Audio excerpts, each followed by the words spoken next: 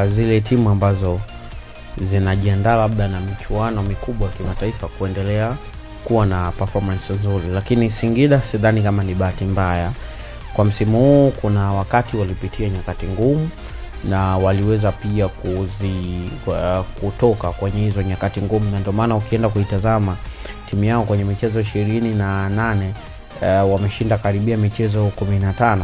Hii ni level ya timu ambayo ni ya kiushindani kabisa, japo kuna michezo 8 ambayo wamepoteza pamoja pia na michezo kadhaa karibia 5 ambao wamepata sare, lakini kwenye timu ya kiushindani hauwezi write off Singida na kuondoa pia kwenye hiyo nafasi. Kwa hiyo kama wanapata nafasi ya kuwa kwenye zile miongoni mwa timu 4 za juu, ni kwa sababu pia wana quality ambayo ipo hapo kwenye kikosi.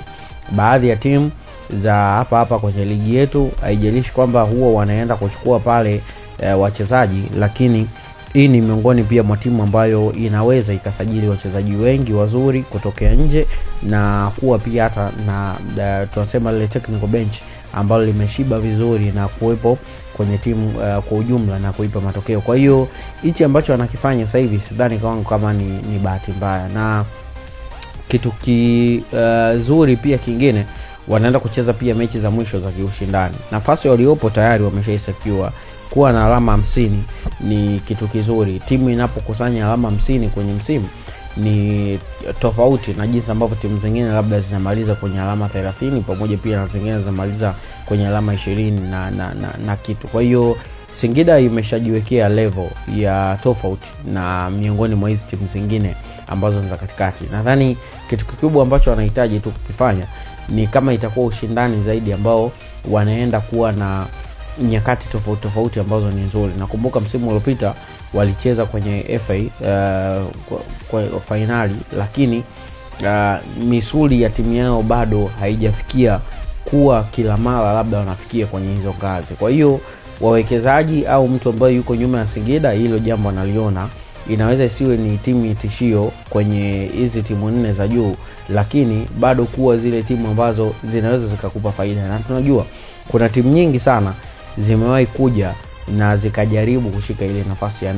Timu nyingi sana ambazo zimewahi kuja na zikashika hiyo nafasi, lakini zilipotea from nowhere. Lakini Singida unaona kwa misimu kadhaa sasa hivi wamekuwa na muendelezo ambao ni mzuri. Kwa hiyo hawakifanyi kwa bahati mbaya, wanafanya kwa sababu quality ipo. Au akina Ndosi wataondoka pia kwenye kikosi, lakini wanaguarantee kabisa Singida kwenda tena sokoni na kusajili wachezaji ambao wanaweza wakaje kuwa na wakaleta changamoto. Ndio maana hiki kikosi kilikuwa kina watu kama kina Trabi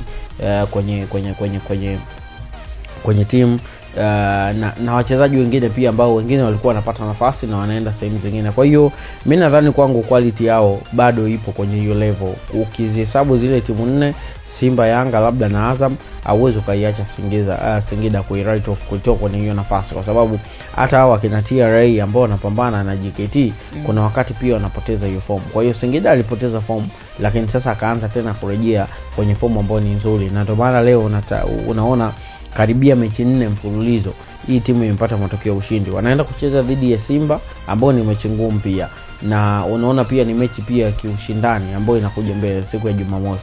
Simba wanatarajia kwamba ndio mechi ambayo itawapa pia nguvu kubwa kwa ajili ya kuendelea kujaribu labda kufikia kwenye hizo ngazi labda za kufikiria kuwa bingwa, kwa sababu hata mpinzani wake ana miongoni pia mwa mechi nyingine ngumu dhidi ya TRA. Kwa hiyo ni mechi pia ambayo nadhani Singida wenyewe ndio wataweza chukua matokeo ambayo kwao ni muhimu ndio kuchukua. Msimu uliopita waliwafunga Simba kwenye hatua ya nusu finali na kuelekea kwenye finali, lakini kwenye ligi ni tofauti, kwa sababu pia hata msimu huu nadhani mechi ya kwanza walipoteza kwa margin mkubwa sana, ambayo iliweza pia atakuwatoa mchezoni wenyewe, japo kulikuwa kuna mindset zingine ambazo ilikuwa ni tofauti. Lakini ukiona Singida anacheza dhidi ya Simba, yes, kuna mechi tafu ipo ambayo pia timu zote mbili zinahitaji kupangika. Kwa hiyo hii nafasi waliopo Singida sidhani kama ni bahati mbaya.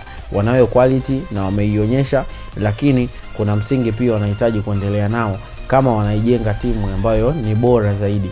Kuna baadhi ya games ambazo ni games za kiushindani ndio kwenye mid table team, lakini wao huwa wanaangusha game hizo. Ni tofauti na jinsi ambavyo hao wakubwa. Ukiona kwenye ligi kwa msimu Simba na Yanga labda wameangusha mechi moja, ni tofauti na wao. wamefungwa mechi 8 kwa msimu. Kwa hiyo hii sio kariba ya timu ambayo labda inaweza ikawa shindani zaidi kwenye ubingwa, lakini kwenye zile timu ambazo zipo kwenye nafasi ambayo ni nzuri, Singida hawezi kuitoa kwenye hiyo nafasi.